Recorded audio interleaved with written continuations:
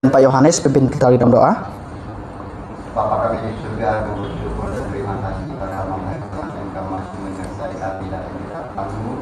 Sebentar kami akan memberikan firman Tuhan atas aku kebaikan Tuhan dan masyarakat Tuhan. Bapa, terutama ketika hari dan pikiran kami, aku serta kami sebentar akan menerima firman Tuhan dan juga hamba-Mu yang akan memberikan Tuhan yang rohani dan kuasa. Terima kasih Tuhan yang berfirman pada malam hari ini kami serahkan di dalam tangan. Terima kasih Bapak, kami bersyukur dan terima kasih di dalam nama Tuhan Yesus kami sudah berdoa dan kita bersyukur. Amin. Baik Bapak Ibu, silakan duduk. Salam. Sekali lagi salam. Apa kabar Bapak Ibu? Sehat? Sehat ya. Bapak Ibu, saya sendiri sebenarnya kurang sehat. Karena memang beberapa minggu ini cuaca itu kayak tidak mendukung ya. Jadi waktu kemarin Jumat itu jam 10, jam 11 itu pergi ke Sekura kena hujan. Malamnya lagi pergi ke Sekura kena hujan lagi. Jadi 2 kali pergi ke Sekura kena hujan Bapak Ibu. Jadi agak sedikit terganggu mungkin. Kalau suara saya kurang jelas Bapak Ibu, nah itu efek dari ketidaksehatan ya. Dan saya senang sekali boleh melihat Bapak Ibu malam hari ini, boleh kita bersama-sama untuk datang di hadapan Tuhan. Kalau minggu kemarin saya berbicara tentang menilai zaman dan menanamkan nilai-nilai kekristenan ya. Menilai zaman dan menanamkan nilai-nilai kekristenan. Nah malam hari ini Bapak Ibu, saya agak sedikit terganggu dengan beberapa hal yang terjadi di daerah kita, khususnya di Tanah Hitam. Dengar cerita Kaitet semalam, kemudian dengar juga cerita Mama Ellen seperti itu ya. Ada hal-hal yang sungguh mungkin ini yang pertama ya, yang baru saya dengar di daerah ini ya. Nah kita melihat di dalam Kitab Roma, Bapak Ibu, Kitab Roma pasal yang kelima ya, Kitab Roma pasal yang kelima ayat tadi sudah dikatakan ayat 20 sampai ayat yang ke 21. Jadi kita baca firman Tuhan ini 2 ayat saja. Sekali lagi,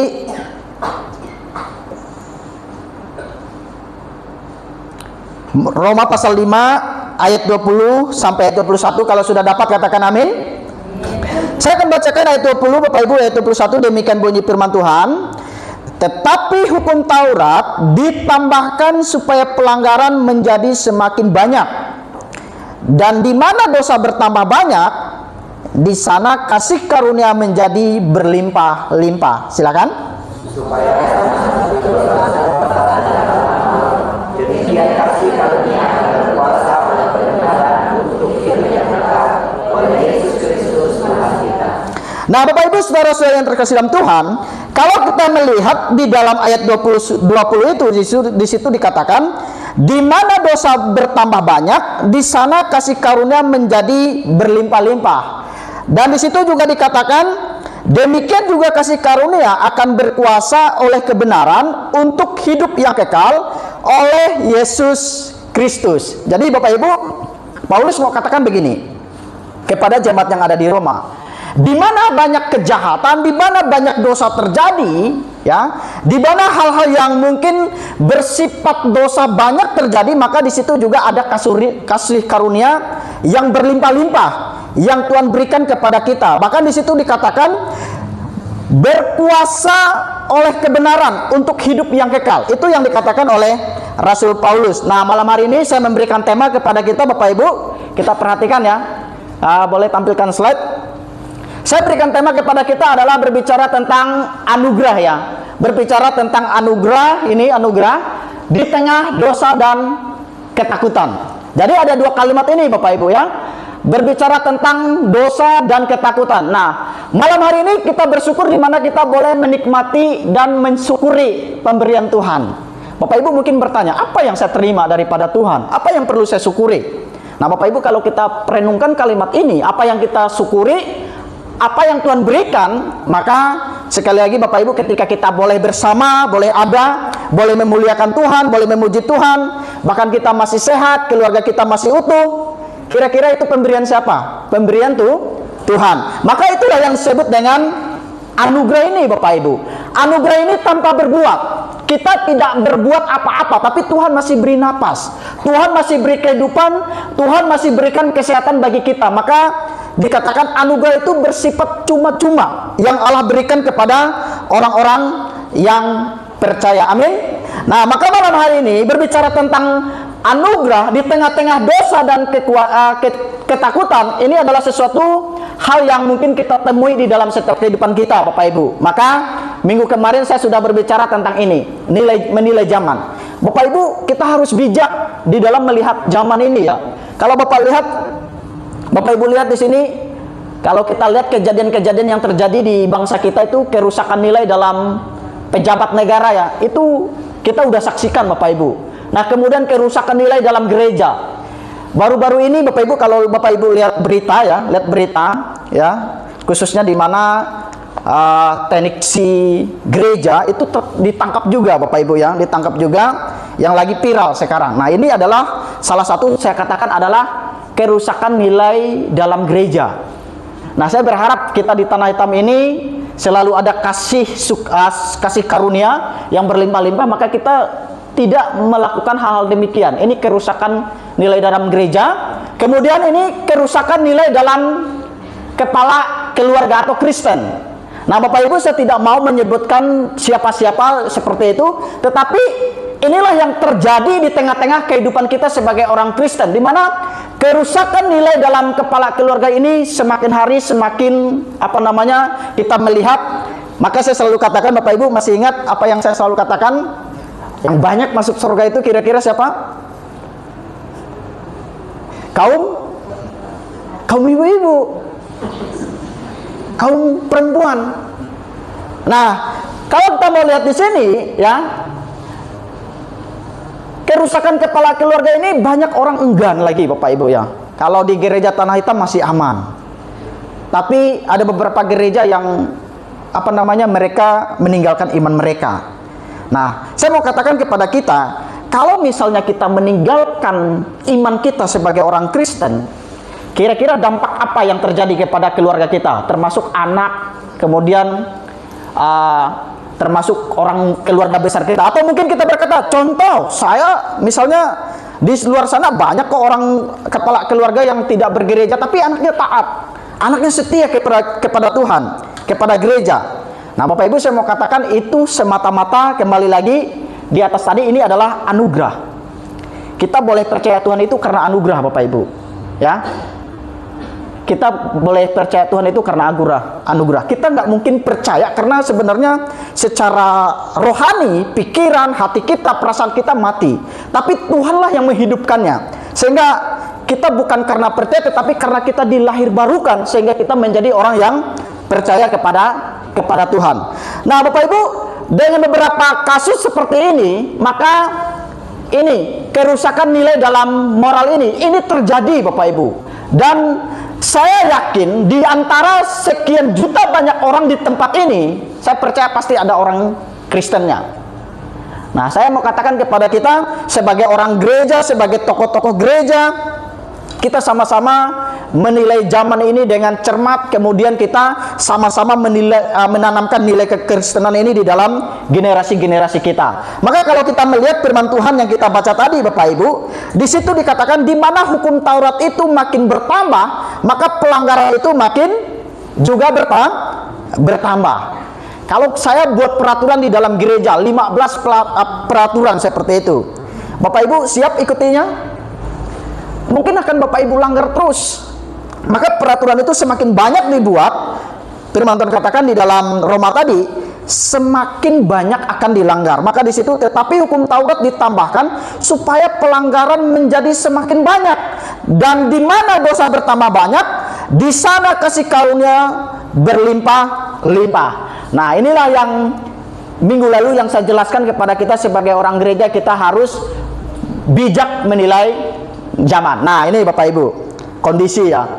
Bapak Ibu, saya mau perhatikan, Bapak Ibu bayangin misalnya ini kasus yang baru terjadi mungkin kalau kita ada keluarga kita di sini ya, atau mungkin ada saudara kita, atau kita mungkin ada di tempat ini di Denpasar atau di Bali ya. Ini kebanjiran baru terjadi Bapak Ibu. Dan di situ dikatakan banyak bangunan yang roboh, kemudian banyak juga mobil-mobil yang tenggelam, banyak orang yang kehilangan tempat tinggal. Maka dosa sebagai realitas hidup manusia. Ya, saya percaya bahwa segala sesuatu yang terjadi itu akibat daripada dosa itu sendiri, Bapak Ibu. Ya, nah kalau di sini yang lagi viral juga ini baru-baru kemarin minggu lalu ini berbicara tentang, Bapak Ibu tahu, ini PHK besar-besaran yang terjadi di salah satu PT yang terkenal, ya, perusahaan gudang garam, ya, ini mengalami PHK besar-besaran. Nah, kalau kita jadi karyawan di sini, Bapak Ibu, kita pasti ketakutan. Dulu saya punya gaji sekian, dulu saya punya penghasilan sekian, tapi sekarang saya di PHK. Bagaimana dengan kelanjutan pendidikan anak saya? Bagaimana dengan kehidupan keluarga saya? Pasti ada ketakutannya, Bapak Ibu. Nah, inilah yang terjadi, realitas yang terjadi di dalam kehidupan. Kemudian kembali di sini, Bapak Ibu. Bapak Ibu lihat ini, ada perempuan sampai jatuh ke dalam ke dalam selokan. Itu gara-gara mereka beribu-ribu ribuan orang atau ratusan orang ingin mendapatkan pekerjaan. Bapak Ibu, seandainya di dalam kehidupan ini kita nggak punya pekerjaan, apakah kita masih ada damai, masih ada sukacita dalam hidup kita? Saya percaya Bapak Ibu kita sudah mulai khawatir, takut. Nah, inilah yang terjadi di dalam kehidupan ini, Bapak Ibu. Nah, kalau Bapak Ibu bicara yang ini baru beberapa malam ya, yang di Singkawang ya. Ini kejadian 2 laki-laki yang dikubur ya. Dikubur kemudian baru didapatkan mayatnya. Nah, inilah kejahatan, inilah dosa, Bapak Ibu. Maka kadang-kadang kita begini loh. Mungkin kita berpikir, itu kan terjadi di luar sana, contoh. Itu kan bukan di negara kita, atau bukan di kampung halaman kita. Atau mungkin itu kan bukan keluarga kita, contoh. Ya terserahlah, mau apa yang terjadi, terserah, ini bukan urusan kita. Tapi sekali lagi Bapak Ibu, saya mau katakan kepada kita, hal-hal itu juga pun yang seperti ini bisa terjadi di dalam kehidupan kita. Walaupun bukan doa kita, Bapak Ibu.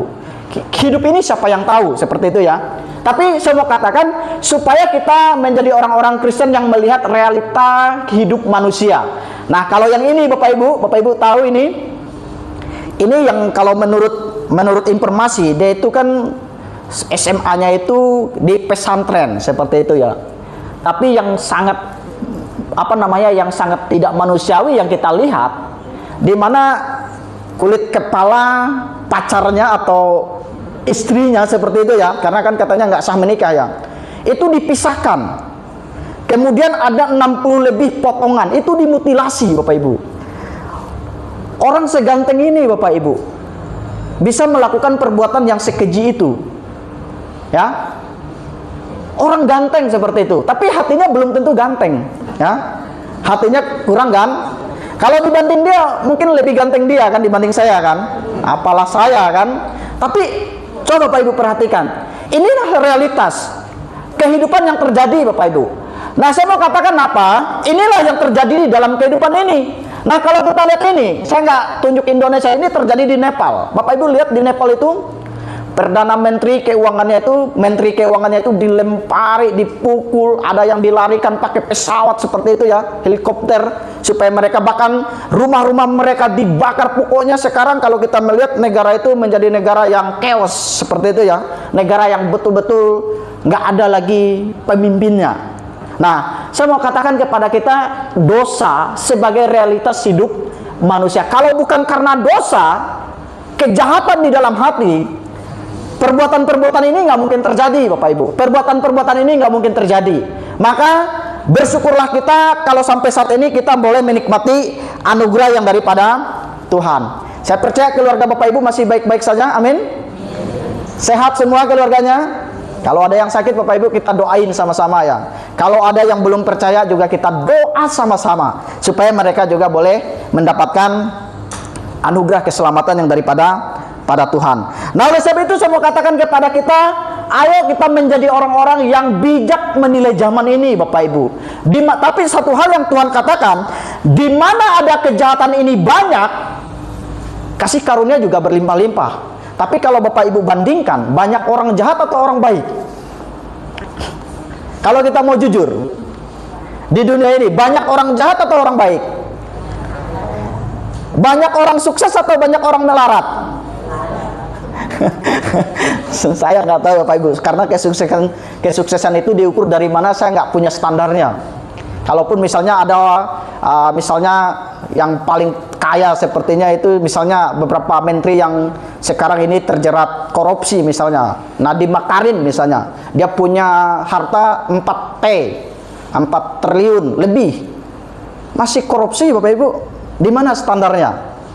Kemudian belum lagi kita siapa yang agen minyak yang mengendalikan Indonesia dulu, saya agak lupa namanya, itu menjadi boron menjadi DPO juga ya. Nah, kekayaannya melimpah-limpah seperti itu. Tetapi Bapak Ibu, sekali lagi standarnya itu nggak ada. Nah, saya mau katakan inilah realitas kehidupan yang terjadi. Tetapi saya mau berkata, misalnya ini Bapak Ibu ya. Bapak Ibu lihat titik ini, kecil ya. Kalau misalnya ini orang Kristen itu titik merah ini menjadi garam, bayangan Bapak Ibu apa? Kalau garam itu hanya sekecil ini, apa yang menjadi bayangan Bapak Ibu? Bisa memberi rasa kepada banyak menu-menu yang ada di dalam tempat masak itu sendiri. Saya mau katakan begini Bapak Ibu, kalau orang Kristen walaupun kita ini minoritas, kecil, tapi kalau kita bisa seperti garam itu mengasinkan orang, kemudian mengawetkan orang, memberikan rasa yang enak kepada orang, maka pengaruh kita besar. Demikian juga misalnya ini ibaratkan lilin kecil ya. Lilin kecil ini bisa menerangi satu ruangan yang gelap. Artinya saya mau katakan kepada kita sebagai jemaat Tuhan, walaupun kita minoritas, walaupun kita sedikit, walaupun mungkin jumlah kita nggak banyak, tapi kalau kita bisa menjadi orang-orang yang setia kepada Tuhan, maka Tuhan bisa pakai kita menjadi orang-orang yang luar biasa Bapak Ibu. Itulah yang menjadi doa kita bersama. Nah, oleh sebab itu saya mau katakan, ini anugerah yang memberikan ketenangan dan mengatasi ketakutan. Nah Bapak Ibu, sekali lagi di mana ada kejahatan begitu banyak, maka ada kasih karunia yang berlimpah-limpah. Yang pertama saya mau katakan kepada kita adalah anugerah yang memberikan ketenangan dan mengatasi ketakutan. Amin. Kalau ada Yesus Bapak Ibu, kalau ada Yesus di dalam hidup kita, dengar pemuda-pemudi, anak remaja. Kalau yang pemuda remaja ini kan pikirannya kan lagi punya mimpi, punya harapan yang tinggi-tinggi seperti itu. Nanti kalau besar mau jadi apa? Tapi kalau misalnya kita yang sudah berumur ini, sudah senior, kita mungkin hanya berpikir mengenang masa lalu. Saya benar atau enggak benar, tapi kayaknya begitulah. Kita hanya mengingat masa lalu. Mungkin kita untuk berharap untuk menjadi sesuatu yang lebih hebat lagi, mungkin pikiran kita sudah agak skip dikit lah seperti itu. Tapi bagi mereka yang pemuda remaja, mimpinya masih terlalu besar. Tapi kalau mimpinya terlalu besar, orangnya nggak bergerak, nggak berjuang, nah itu akan menjadi mimpi yang omong kosong Bapak Ibu. Nah oleh sebab itu saya katakan kepada kita, anugerah yang memberikan ketenangan dan mengatasi ketakutan. Maka Bapak Ibu harus lihat, Bapak Ibu harus pegang apa yang ada di dalam firman Tuhan. Maka Filipi katakan, Paulus katakan kepada jemaat Filipi, janganlah hendaknya kamu khawatir tentang apapun juga, tetapi nyatakanlah dalam segala hal keinginanmu kepada Allah dalam doa dan permohonan dengan ucapan syukur. Damai sejahtera Allah yang melampaui segala akal akan memelihara hati. Bapak Ibu perhatikan ya, memelihara hati, pikiran dalam Kristus. Pikiran bisa dikontrol oleh hati. Hati siapa yang kontrol Bapak Ibu? Ada yang bisa jawab? Pikiran ini kan dikontrol oleh hati kita. Hati adalah sumber dari segala sesuatu. Yang bisa kontrol pikiran kita, hati kita itu hanya ini Bapak Ibu, hanya firman. Maka orang Kristen itu, firman ini menjadi standar untuk dia berjalan, menjadi standar untuk dia melewati proses di dalam kehidupan ini. Bapak Ibu ingat ya, kemarin saya sudah katakan, kalau kau dengar firman Tuhan, jangan kau jadikan dirimu menempatkan diri seperti batu, tapi tempatkanlah dirimu seperti bedengan yang lagi ini batu, ini bedengan. Maka kalau hujan turun ke batu, dia akan lari ke samping, lari ke belakang, lari ke mungkin ke depan. Tapi kalau kau tempatkan dirimu seperti bedengan tanah yang baik, ketika hujan turun, maka kamu akan menyerap firman Tuhan itu. Engkau akan menyerap apa yang Tuhan katakan selama engkau hidup dan engkau pernah dengar firman di dalam kehidupanmu. Nah, ini yang pertama. Dan yang kedua adalah ini anugerah Allah yang menyelamatkan dari dosa. Maka di situ dikatakan, sebab karena kasih karunia kamu diselamatkan oleh iman, itu bukan hasil usahamu tetapi pemberian Allah, bukan hasil pekerjaanmu. Jangan ada orang yang memegahkan diri. Pertanyaannya Bapak Ibu, kita diselamatkan karena kita percaya atau karena kita dilahir barukan? Banyak orang bilang, saya percaya maka saya bisa selamat. Tapi kalau kita pikir-pikir, Tuhan katakan ketika Adam di Taman Eden, kalau kau makan buah itu, maka engkau akan mati. Orang mati bisa respon nggak Bapak Ibu? Nggak bisa. Maka ketika kita mendapatkan anugerah keselamatan, bukan karena kita yang percaya, tetapi Tuhan lahir barukan di dalam hidup kita. Bapak Ibu, kalau saya nggak dilahir barukan oleh Tuhan, mungkin selamanya saya akan menjadi orang yang penentang Tuhan dalam kehidupan ini. Maka anugerah Allah yang menyelamatkan dari dosa. Maka di situ dikatakan, sebab karena kasih karunia kamu diselamatkan oleh iman, itu bukan hasil usahamu tetapi pemberian Allah, bukan hasil pekerjaanmu.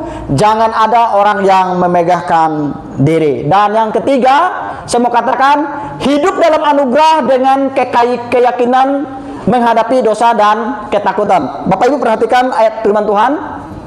Sebab aku yakin bahwa baik maut, ya ini baik maut ini misalnya kematian maupun hidup, baik malaikat-malaikat maupun pemerintah-pemerintah, baik yang ada sekarang maupun yang akan datang, atau kuasa-kuasa, baik yang di atas, ini kuasa biasa kuasa kejahatan, maupun yang di bawah, ataupun suatu makhluk lain, tidak akan dapat memisahkan kita dari kasih Allah yang ada dalam Kristus Yesus Tuhan kita. Maksudnya begini Bapak Ibu, apapun yang mungkin menjadi tantangan, kejahatan, dosa dalam dunia ini, maka kasih Allah itu tidak akan bisa memisahkan kita dari kasih Kristus. Amin. Aminnya kurang kedengaran, amin. Amin. Dan yang terakhir Bapak Ibu, saya mau sampaikan kepada kita adalah anugerah membawa perubahan hidup, ya. Maka di situ dikatakan di dalam 2 Korintus pasal 5 ayat 17, jadi siapa yang ada dalam Kristus, ia adalah ciptaan baru. Amin. Bapak Ibu sudah ada dalam Kristus? Masih ragu? Bapak Ibu sudah memutuskan ada dalam Kristus? Masih ragu juga, belum kedengaran. Bapak Ibu udah yakin nggak Bapak Ibu udah dalam Kristus? Nggak tahu contoh. Nah Bapak Ibu, kalau Bapak Ibu lihat di sini, kalau kita dalam Kristus, dosa itu sudah diganti dengan jubah kebenaran. Artinya kita ini sudah ciptaan baru. Yang lama sudah berlalu, yang baru sesungguhnya sudah datang dalam kehidupan kita. Maka cara kita berpikir, cara kita berbuat, cara kita menghidupi hidup kita, maka kita harus berbeda dengan orang-orang yang belum diberikan jubah kebenaran ini. Yang memberikan ini adalah Yesus Kristus, firman yang ada di dalam kehidupan kita. Maka di dalam 1 Yohanes pasal 4 ayat 18 dikatakan, di dalam kasih tidak ada ketakutan. Amin. Di dalam kasih tidak ada ketakutan Bapak Ibu. Kasih yang sempurna melenyapkan ketakutan. Sebab ketakutan mengandung hukuman, dan barang siapa takut, ia tidak sempurna di dalam kasih. Pertanyaannya Bapak Ibu, apa yang Bapak Ibu takutin di dalam kehidupan ini? Ada yang berkata, contoh, saya takut anak saya kalau saya pergi mereka mau jadi apa. Mungkin itu ketakutan kita. Atau mungkin juga kita berkata, kita mengalami sakit penyakit atau apapun itu yang menjadi ketakutan kita. Tapi saya mau katakan Bapak Ibu, ada Tuhan dalam hidup kita. Apapun yang terjadi, hidup kita ini adalah milik Tuhan. Kiranya firman Tuhan ini boleh memberkati kita semua, dan kiranya firman Tuhan ini boleh kita simpan dan kita lakukan di dalam kehidupan kita. Mari kita bersatu di dalam doa. Bapa di surga, terima kasih untuk kebenaran firman yang telah kami dengar bersama-sama Tuhan. Kami pelajari hamba-Mu yang sangat terbatas, yang sederhana dalam menyampaikan firman Tuhan ini. Biarlah Roh Kudus-Mu yang bekerja di dalam setiap hati dan pikiran jemaat Tuhan di tempat ini. Bapa di surga, hamba berdoa, kiranya Engkau senantiasa boleh memberikan yang terbaik bagi hidup kami, dan kami boleh mensyukuri segala sesuatu yang Tuhan berikan dalam kehidupan kami. khususnya di mana kami adalah orang-orang yang dipanggil oleh Tuhan, yang boleh mengenal Engkau di dalam setiap kehidupan kami. Sehingga malam hari ini Tuhan, kami bersyukur karena kami boleh diberikan kesempatan, anugerah untuk boleh belajar firman-Mu. Dan hamba berdoa Tuhan, kiranya Engkau senantiasa boleh memberkati setiap jemaat Tuhan yang boleh hadir di tempat ini. Jadikan kami menjadi orang-orang yang dewasa di dalam Tuhan.